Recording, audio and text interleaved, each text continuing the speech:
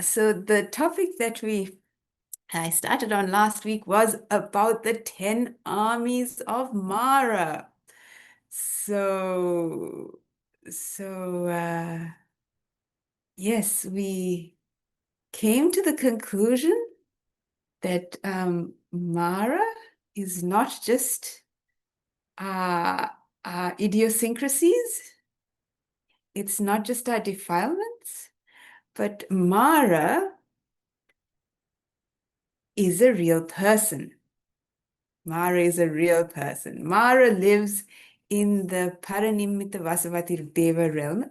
Māra lives in a Deva realm. Māra lives, he's not a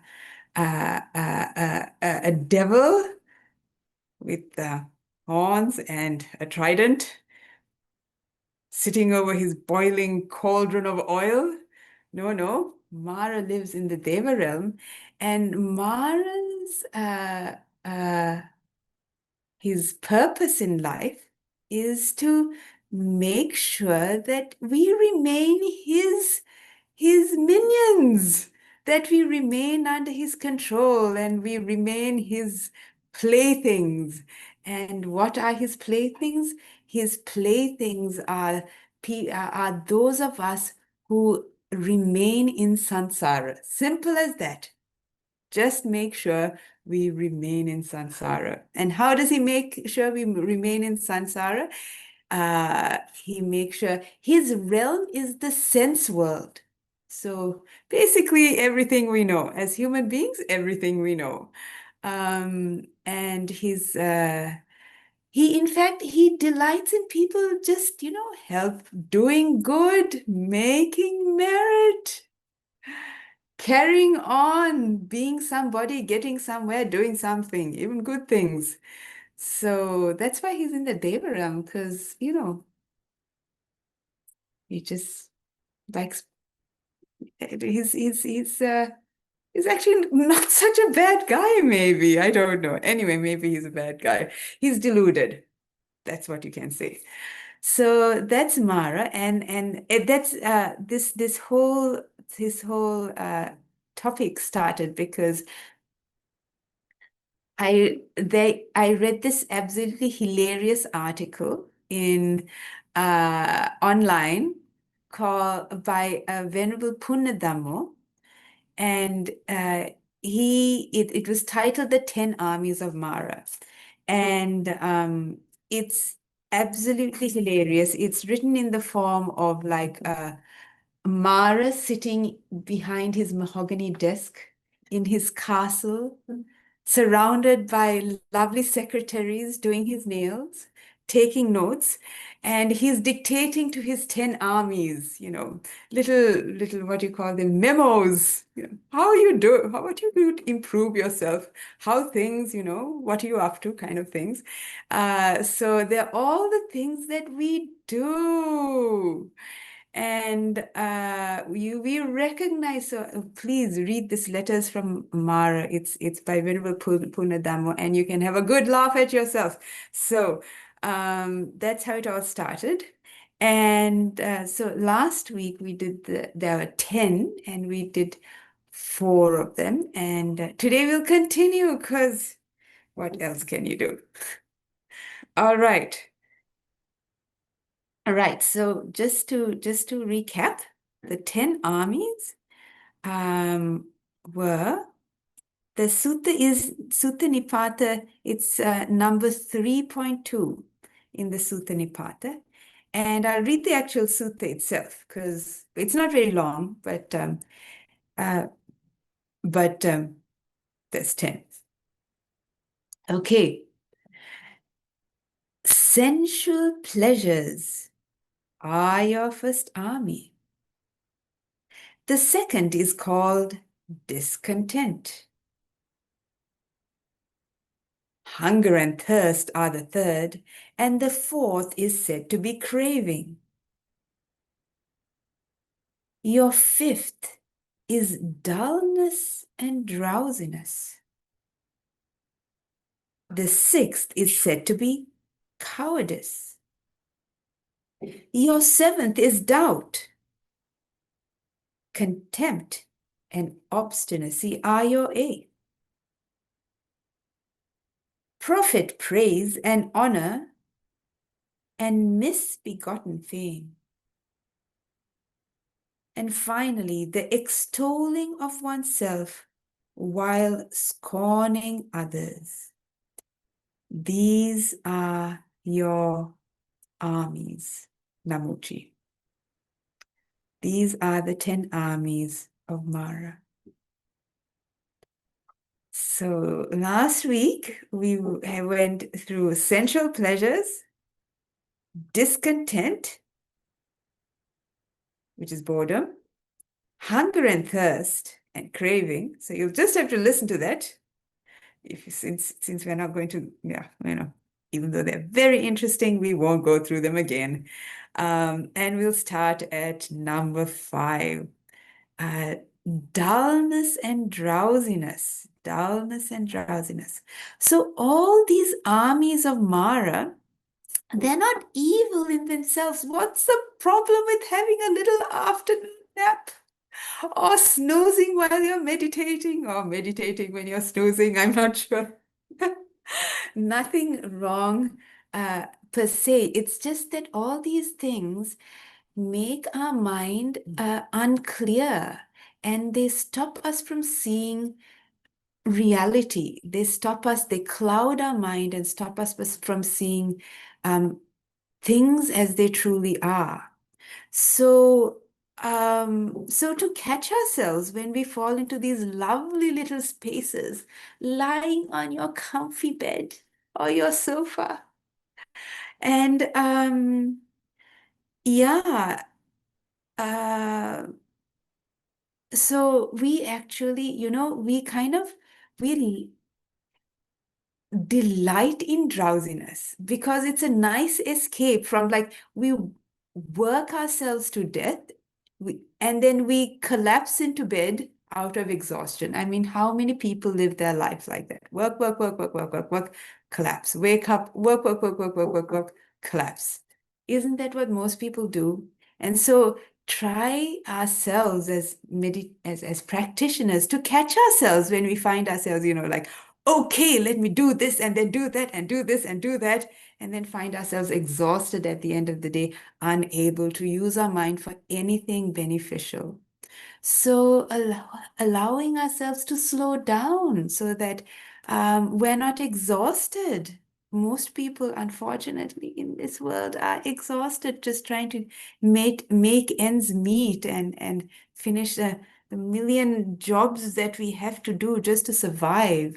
But doing it a little bit more mindfully, a little bit more slowly, and not having to do 101 things, just 100 things, not that extra one, so that you're not quite so exhausted at the end of the day. Yeah, because here's another way that we love to dull ourselves. Sit in front of the telly or sit in front of your phone, sit in front of YouTube and just blah away our mind. Isn't that we do? Isn't that what we do when we're tired? Just blah away our mind. Just stupefy ourselves. I mean, how many people do that? Well, I try not to, but the people here who are raising their hand.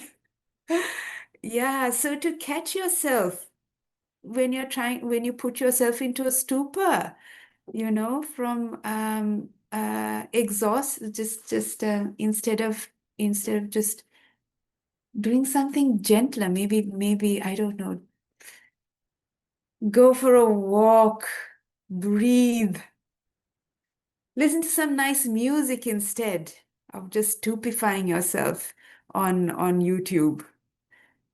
Yeah. So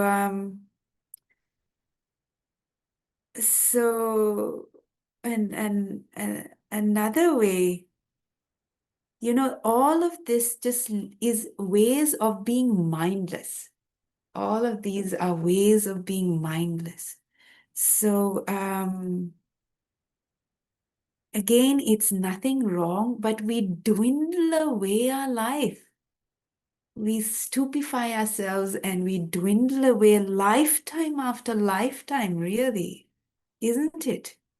Years go by, and what have we done? Just being worked and being exhausted.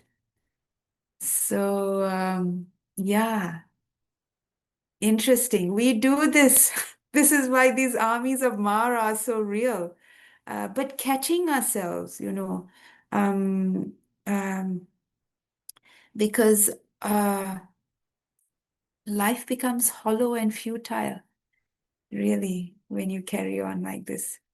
Oh no, sounds terrible. Anyway, but to be on the positive side, catching ourselves when we that tendency to just stupefy ourselves, yeah, and not get ourselves there in the first place. What are the things we do that get us there in the first place? Okay, all this requires effort. Anyway, the next one is cowardice or fear. And,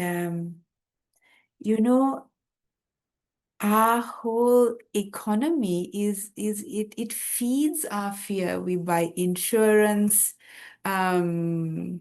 We don't go outside our little box.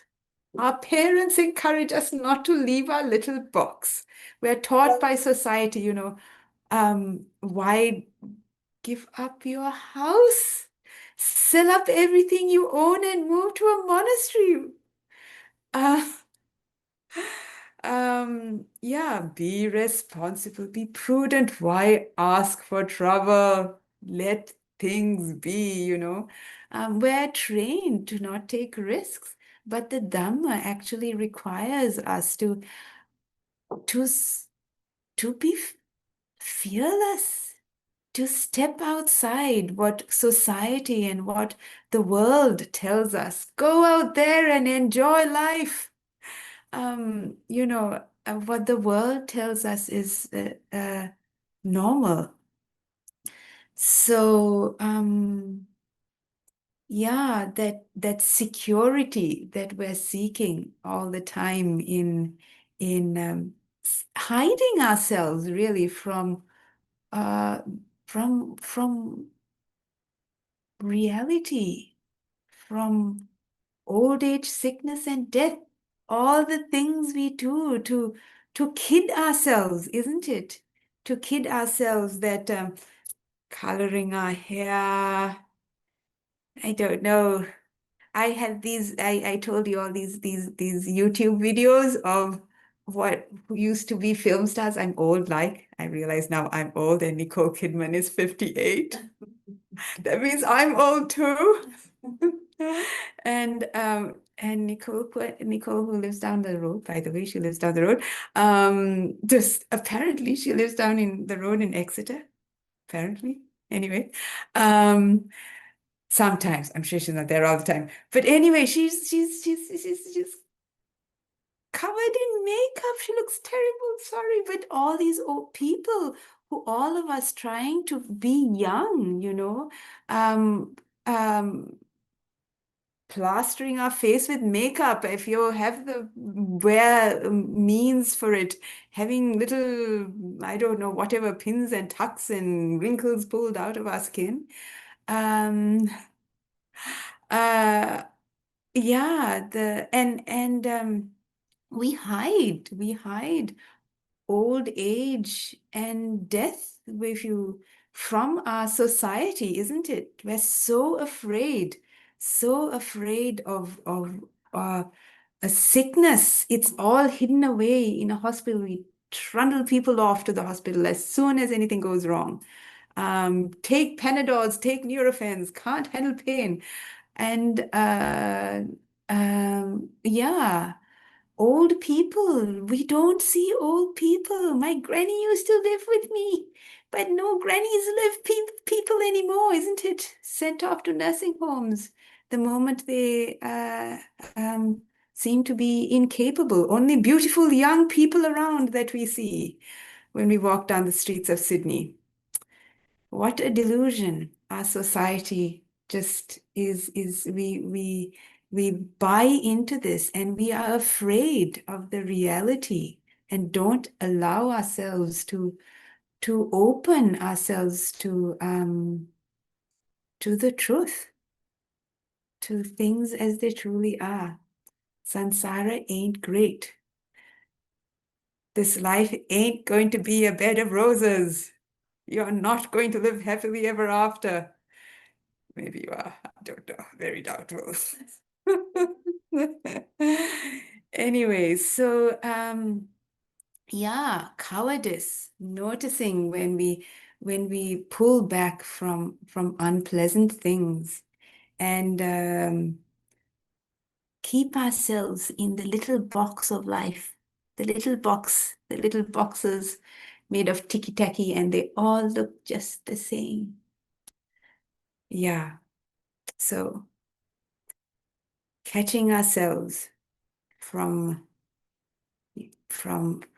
living in that secure little world. Okay. So the next one is uncertainty. Uncertainty or doubt. Doubt. Now, again, in this, interestingly enough, I mean, in our world nowadays, you don't know what to believe. When you see the news, when I see a picture on my that comes up on my what was screensaver now, my immediate reaction is, oh, it's just an AI image. That doesn't exist. We don't know what to believe anymore, isn't it? I don't know. What you watch any news that comes up, you says, what do you believe? What do you believe? Do you believe CNN version? Do you believe the Guardian version? Do you believe the Al Jazeera version?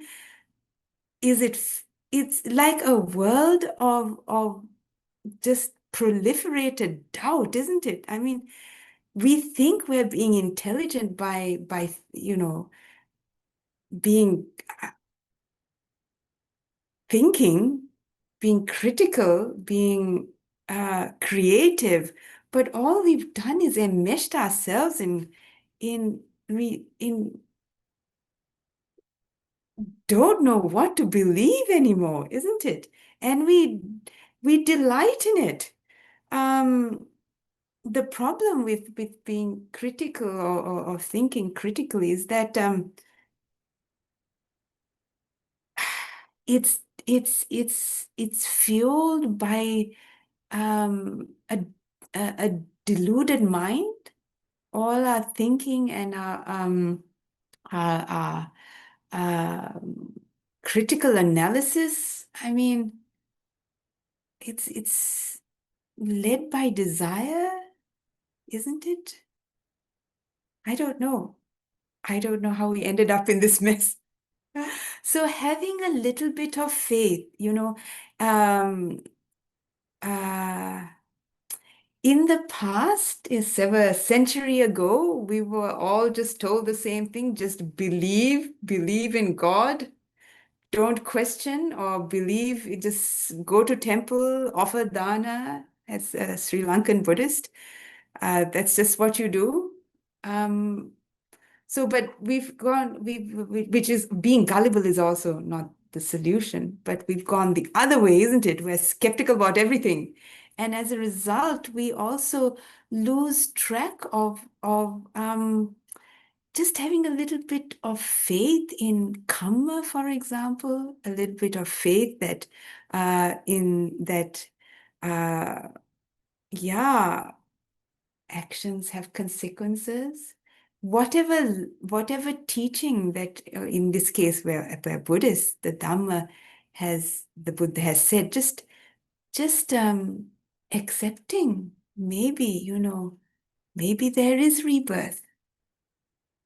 So yeah, being overly smart and critical and throwing the baby out with the bathwater. It doesn't necessarily serve us. And look what we have done to ourselves. Can't believe anything on the news anymore. Can't believe anything that comes up on your screensaver anymore. So yeah, yes, having some faith in whatever teaching that we have taken up. Does anybody have anything to say? Anybody have any comments? There's a lot of interesting looking people here, both in the room and in the Zoom room. Tilakas are important. The Oh, three characteristics. I never knew what that says. The three characteristics. Yeah. Yeah. Yeah, Take a right. little bit because Have a bit of faith in the three yeah, it characteristics. takes the power away from yeah. Right. It's the Right. reality of the three characteristics. Right. Of impermanence and unsatisfactoriness. And Yes. non-self. And non-self. Having a little bit of faith in that. Life is a lot easier. Confirm it in your practice. Confirm it in your practice. Okay, Simran says, thinking creates confusion. Silence gives rise to freedom, to wisdom. That's right. Thinking creates confusion. We love to think. We're taught to think. We're taught to think. In school, we're taught to, come up with 150 different reasons why, I don't know, a better way to run the country. Yeah, Nilushi. Yeah, like a mini critical analysis. Yeah. Considered all of us. I mean, there's some use to it. You don't just want to believe everything at face value without considering the source and, where they're coming from. That critical consideration also makes you more reflectable. True. I was also thinking that whole, the faith thing is part of the gradual path. Right. Yeah, it's interesting like that. So, Make sure can everyone hear Nilushi? Okay, you can hear Nilushi. Okay, but anyway, just a little louder. Yeah, it's interesting. Trying to grapple with that as a kind of wise faith, right? But True. it sounds like it's very fundamental to the process. Right. Yeah, Nilushi is saying wise faith. Where does it come from? Critical thinking versus just blind faith or wise faith. Where does it come from?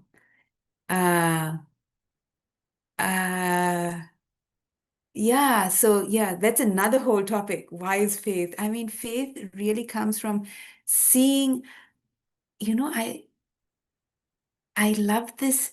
Faith is the bird that sees the light when the dawn is about to come. Something like that. Faith is the bird that sees the light when the dawn is just. So you can see it coming when there is dawn. And you can sort of, when the dawn is about to rise, something like that. You can see that it is happening because you have a sense, aha, this is leading somewhere. So it is kind of you experience some of the truth of the Dhamma. You see, true enough, I don't seem to be, living happily ever after. It might be a myth. And then you have, as you come to the Buddha's teaching and say, the Buddha says life is suffering. Oh, you might be onto something here. So yeah, it gets verified and as you go along. And Mose, it's curious to ask where the critical thinking is coming from. Yeah, where is the critical thinking coming from? True, it comes often from a sense of self, comes often from um I don't know. I'm going to work things out so that I'm going to be happier and And to guarantee and to control. Right, guarantee and to control, critical thinking, all about control. You're right. All about control. Guarantees. Right. Guaranteed happiness. Guar- Which one will give me the best? Right. Rather Yeah. than- Yeah, allowing things to be and just watching and opening up to the present moment. No, let me work this out, control the whole thing, move the pieces on my chessboard, be Māra himself. Have the guts to see reality. Have the guts to see reality. Yeah, again, being fearless. Those three characteristics. You Yeah. can't control it. There's impermanence, dukkha, and non-self. Mm. So that's the Mm. Māra saying, We come don't know. on, We don't know. control. We don't want to see Mm. it. Obvious. That's it. That's right. Control. Māra is about control. Ajahn Brahm calls Māra the control freak in chief. The control freak in chief. How many of us are, well, Māra himself? Okay, Amita says, looks like AI is the 11th army. Oh, no. Very good. Very good. Very good. AI is the 11th army. Yeah, and Upul says, thank you, Aya, for the talk. Thinking mind is always going into greed, anger, and delusion. Even in the silent mind, the seeds of thoughts are still passing. The trick is how to, this thing, how to, has a thing that here. I know how to watch it without sticking to the thoughts. Aya, please give us some tricks. I wish I knew. The traffic. The traffic. Thoughts are just like cars on the freeway. Oh, Just watch them. right. Cars on the Some of them like freeway. stop and Pick up the useful ones. Pick up the useful The ones. ones for liberation. Pick up the useful ones for liberation. Venerable Nirodha says, pick up the useful ones for liberation. We think they're all useful. That's the thing. They're all enticing. They all seem terribly important. Yeah, how to traffic going by, clouds The other thing passing is by. watch the process and don't focus on content. Aha, don't focus on the content, not the content. The how process. How they cease, how they change. Right. Three characteristics, yes. Viveka says here, watch the process. I personally watch the physical expression of those thoughts. So, for example, if you're thinking a lot, it actually is some tension in the body. You feel kind of like aches, the head is all clogged up. The So, unsatisfactoriness. yeah. The unsatisfactoriness of it, yes. So focusing on the physical aspect of it, or focusing on the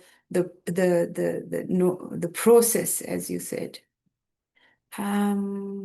Yeah, interesting. Allowing yourself to disengage.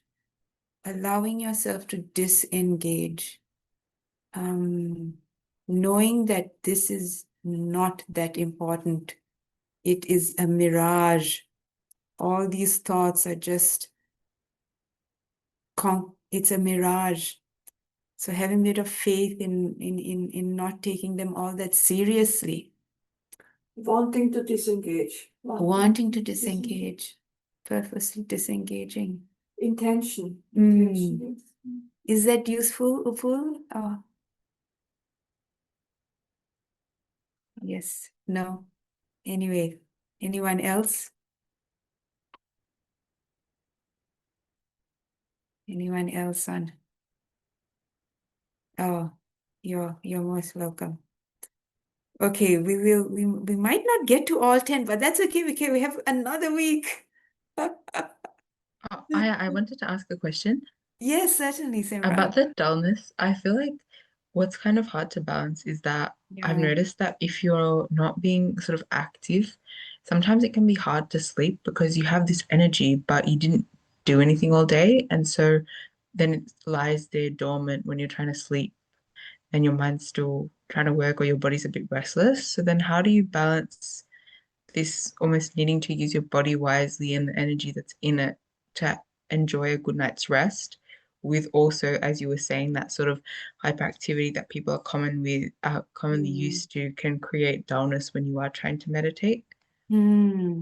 So you're saying how to not be hyperactive when you're trying to fall asleep. Is that what you're saying? Yes, because if you Yeah. don't exert enough energy, then in the day, then it can be hard to Right. sleep.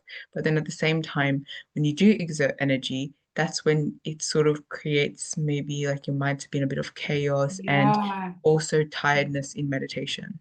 Yeah. You know what? When you try to meditate, you fall asleep. When you try to sleep, you meditate. Meditate, that actually does work. Um, Say, I'm going to meditate now and sure guarantee you'll fall asleep.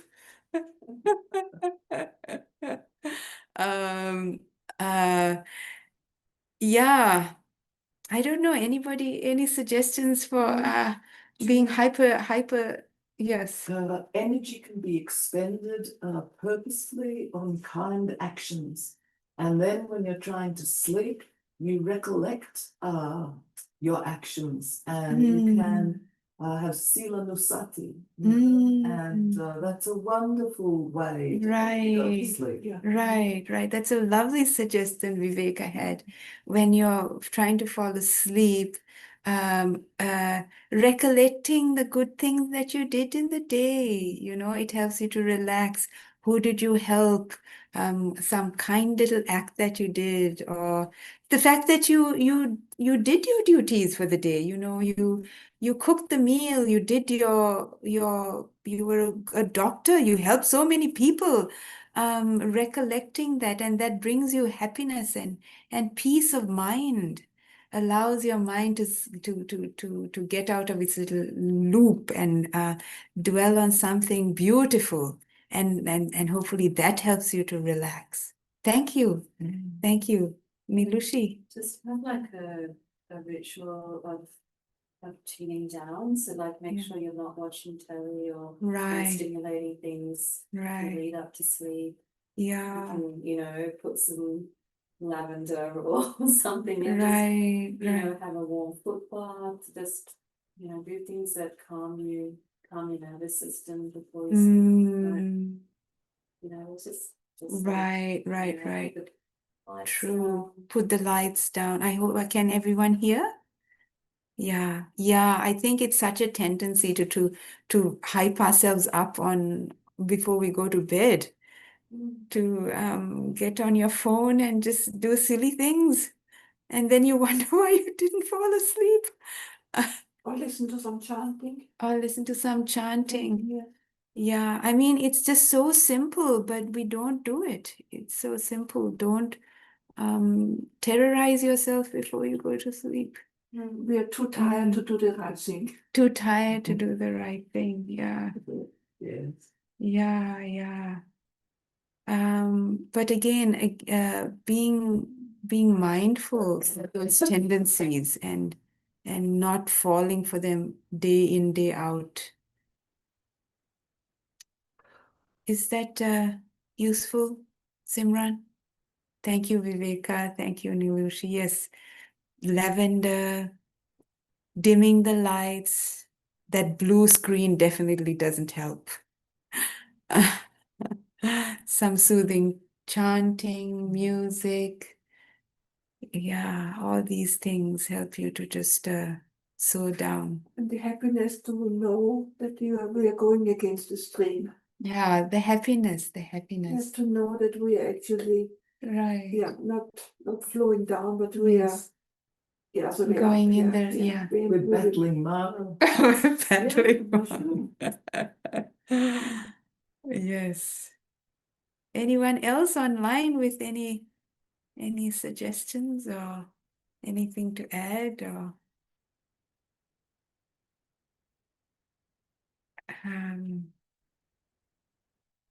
okay. Yes, I what I do if I'm having trouble sleeping, Right. is to do a systematic body scan as I lie in bed. Hmm. And I never reach my toes. I'm always asleep before I get to my toes. Okay, that's great. Yeah. Yeah, systematic bodies and genuinely give yourself kindness, you know, every body part. You thank you, toes, for working. Thank you, legs, for carrying me, that I have not been a quadriplegic today, tripped over a pavement and I don't know. So yeah, thank you. Thank you, Julian. That is very useful. Okay, so we have another, actually not that many to go, but they're all very fun ones. But anyway, we have the next one is malice and obstinacy. Malice and obstinacy. This is a very interesting list. You know, like they're very real. They're not some kind of deep esoteric teachings. And the Sutta 3.2 is the Padana Sutta. It's the Buddha as he is reaching enlightenment. These 10 armies come to him. These 10 armies came to the about to be Buddha, not just mere mortals as ourselves. So they're kind of profound and even in a nearly enlightened mind. Wow. But in our own little ways, we can recognize these things. So the next one is malice and obstinacy. Malice. The word here in Pali is makka. And in Sinhala, those who speak Sinhala, makka is like an eraser. It's an eraser. Right. Erasing the good quality. Erasing the good qualities of another. So when you see some, okay, And not yeah, thinking of how they yeah, have helped you, right, supported you. right. So malice is And Bhante Sujato translates it as contempt. contempt, Mm. contempt. Malice, No, contempt and obstinacy. contempt and obstinacy. Yeah. Putting somebody down. Putting somebody down. So that means that you are better. Right. So all these things are ways that really we solidify our ego. And we waste so much time, you know, someone said something wrong, and we spend the whole day wasted. The whole day wasted on one small little thing that someone might not even have said. It might have just been a look. Justifying me and my ego. I am smarter, I am better. Righteous anger, isn't it? Who are you to tell me? Who are you to tell me? Righteous anger, indignation. I mean, it is also so familiar and so enticing and so right. They so did the wrong thing. They don't know what they're doing. They clearly have absolutely no intelligence whatsoever. Yeah. So catching ourselves, you know, on these trips that we go down that are just so delicious, and not buying into that ill will, because again, wasting our life away, wasting our time, and not using our mind to see the Dhamma, to see things as they truly are. Being the victim. Poor me. Look at what I have to do. Never mind that I have a roof over my head and have food to eat and a country that's safe and Deep down, we find pleasure in it. yeah, we find Deep pleasure. yes. Poor old me. It's related to grasping at views. Right. Grasping at Obstinate. because Right. you believe that your view is the Right. right one. Right, obstinate is the next one.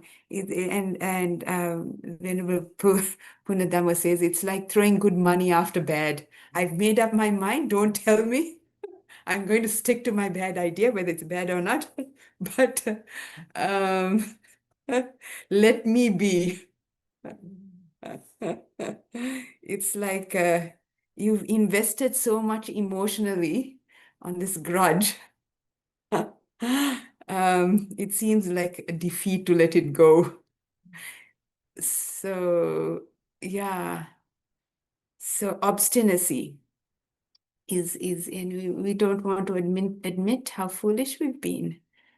We kind of invested so much in this Not only we can't admit, we can't see it. we can't see it. Yes. Even if it's see it, we hold on tenaciously. Yeah. So what are the sort of antidotes for contempt and obstinacy?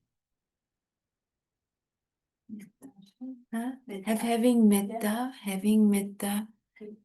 compassion, yeah, Be more self-critical. being Be more self-critical. yes. being honest, Being honest, yes. being honest. That's Yeah. we all have the same things. Right, Yeah. right. Being brutally honest with yourself. Yeah. It's the three characteristics related to perception. Yeah. So what I Mm, perceive, everything, is unreliable, and hold it lightly. hold it lightly. All my perceptions that seem so accurate and seem so, I don't know, cast in stone. And unless you're enlightened, you yeah. have the potency to do anything. Right. Unless you really are on the Yeah, Aryan yeah. path. Yeah. Don't be so sure that you won't do Don't it. be so sure. Don't be so sure. Don't be so sure of our opinions. Don't be so sure of our views. Anybody online with reflect on anicca, reflect on impermanence. So transient. Yeah. Okay. Okay. So we've got two more. We might actually finish. Or you want to leave it for another day? We'll keep going. Okay. I just want to say that Yeah. what the Buddha teaches us is how to beat the armies of Māra. So, we're getting to know them, but the Right. purpose is to beat them. And so there's Yeah. hope. And Yes, therefore we all yes. need to sort of feel emboldened Yes, and yes, strengthened yes, because yes. we have the tools. We have the tools. Yes, right. To I hope recognize you. and to beat them. Yes. Yeah, First we have to recognition is very important. Recognition is important. Because Recognition we're is fooling important. ourselves. Yes, And sometimes we don't want to see the tools either. right, Too inconvenient. right. It's Yeah. too Too challenging. don't want to. Well, we've invested so much in our sense of self, really. Give it up is quite uncomfortable, as Moo says. It's uncomfortable. Yeah. Okay, so we have another two. We might as well just go through them quickly.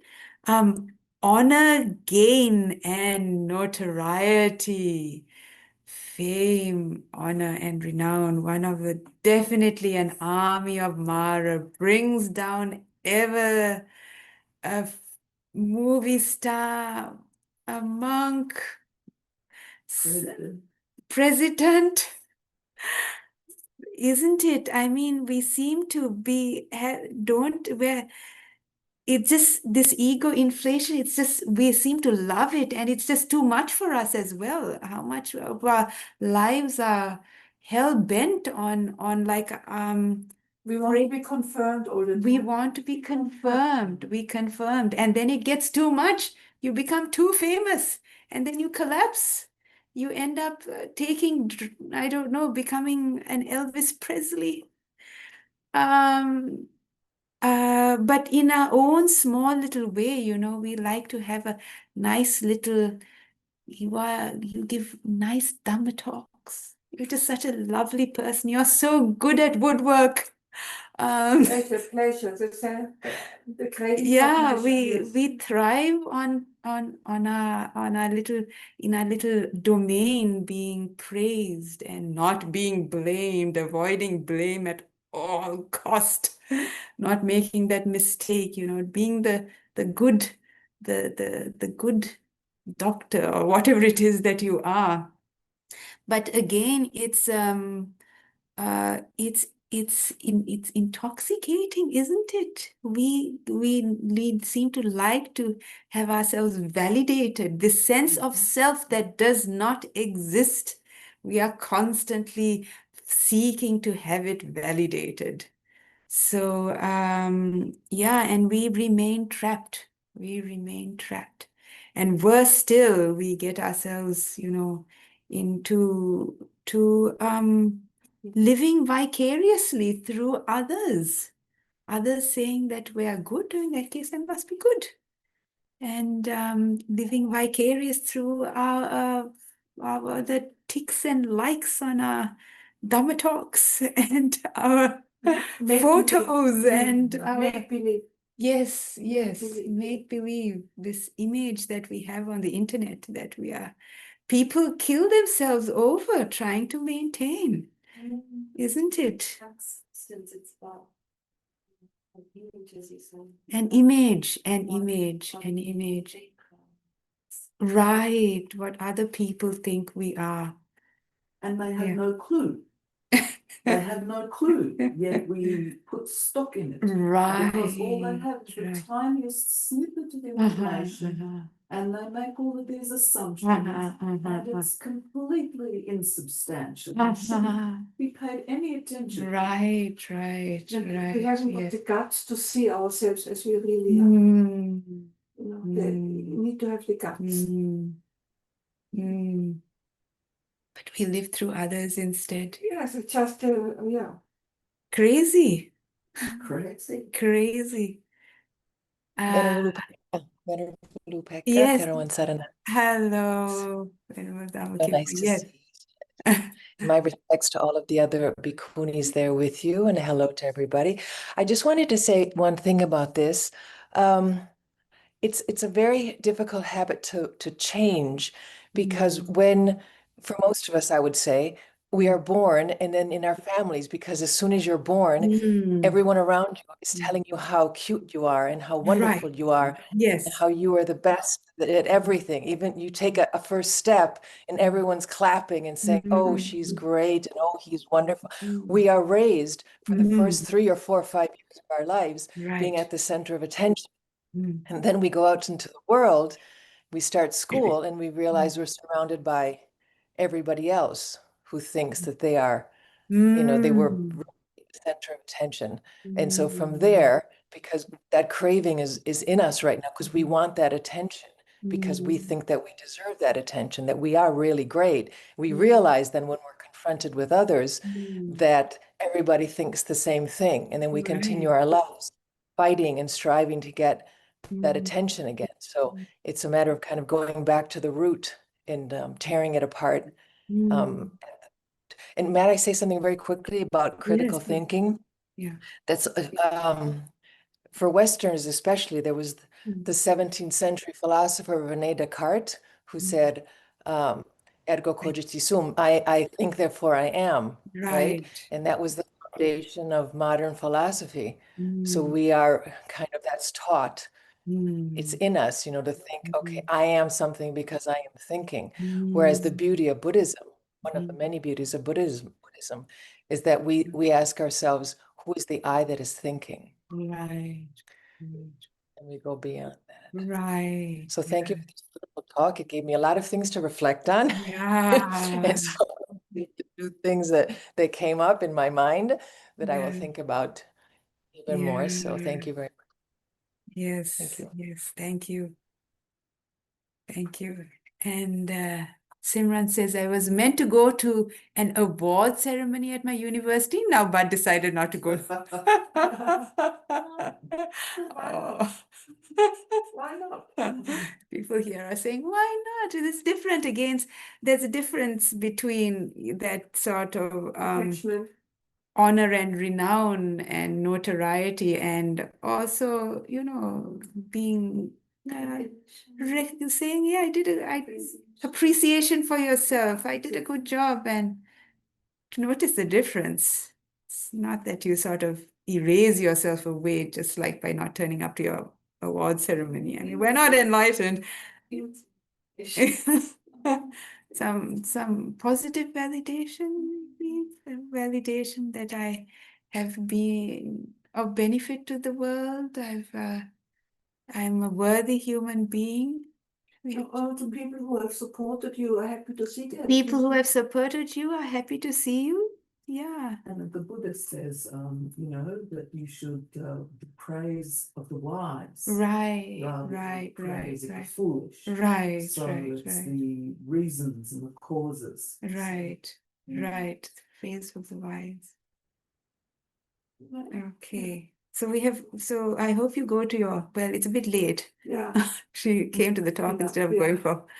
But we have one last one, which will is self-praise and denigrating others. A real juicy one to finish off with. Self-praise and denigrating others. It is just so much fun. That self-righteousness. You know, I am. Who are you to tell me? Who are you to tell me what to do? Yeah. And the seeing through, looking through at other people's faults is just so much easier than looking at ourselves. It's much easier to, as they say in Sinhala, to see an elephant in somebody else rather than, no, to see a pinprick in someone else's eye than the elephant in yours. So much easier to see the pinprick in Who am I to tell you? Yeah, Turn it around. right, right. And yeah, it's how would you say, it stops us from seeing ourselves clearly. Often the things that we don't like in others are the very things that we do ourselves.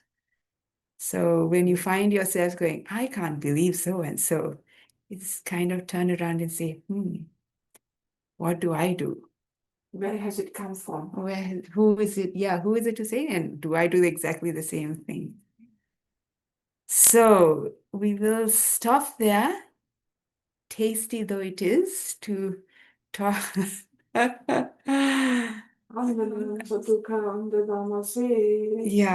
sadhu, sadhu, sadhu, anmodami. All right, thank you, everybody. I hope that was useful and not too long. Was a bit long, but anyway, very useful. Thank you, everyone, for contributing. And we will see you next week. All right. Good Thank you, night, Aya. Teruan Saranai. Thank you for joining. Good night, everyone. Good night. Here we go. For this talk, we can't go to sleep. Don't say goodnight. And we